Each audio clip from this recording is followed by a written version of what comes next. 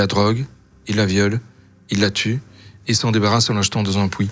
C'est Monique Olivier qui attire la jeune fille, c'est une dame, donc elle a confiance, et qui la drogue, on l'embarque.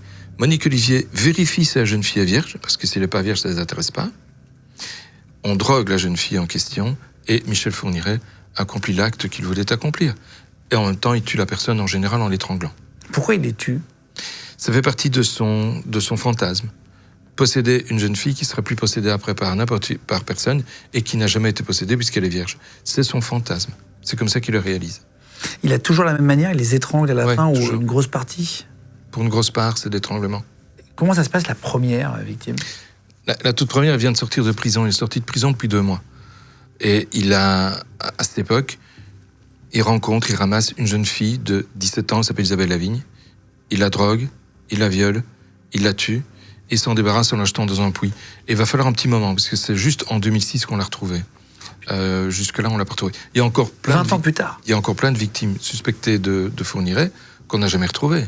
Fourniret a régulièrement indiqué des endroits où il avait enterré des corps, des endroits qui se révélaient parfois être vrais, parfois être faux.